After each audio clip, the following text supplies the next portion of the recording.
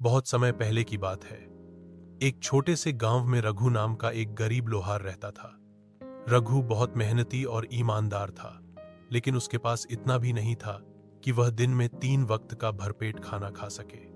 वह लोहे के औजार बनाता, उन्हें बाजार में बेचता और जैसे तैसे अपना और अपनी बीमार मां का पेट भरता। रघु का सपना था कि एक दिन उसका खुद का बड़ा सा लोहार खाना हो और वह अपने गांव के गरीबों की भी मदद कर सके। लेकिन किस्मत ने जैसे उसका साथ छोड़ दिया था। कई दिनों से उसके पास काम नहीं था और घर में अनाज भी खत्म हो चुका था। एक दिन रघु लकड़ियां काटने के लिए जंगल गया ताकि कुछ बेचकर आटा खरीद सके।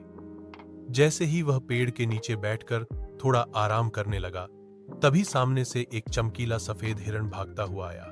उसकी आंखें नीली थीं और शरीर से जैसे चांदी की चमक निकल रही थी। रघु को आश्चर्य हुआ।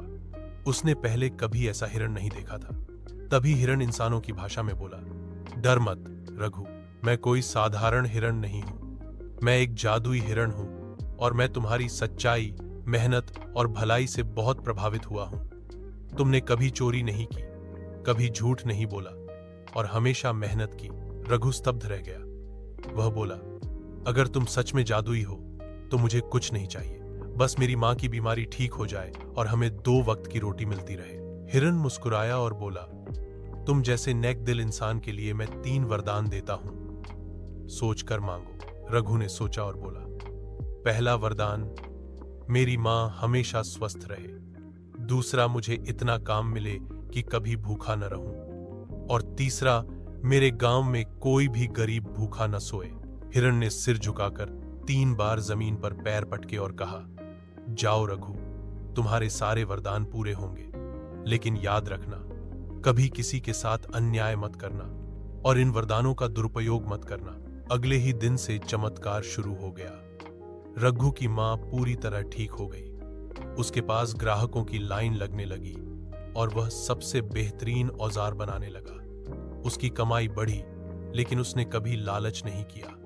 वह गरीबों को मुफ्त में औजार देता, भूखों को खाना खिलाता और जरूरतमंदों की मदद करता।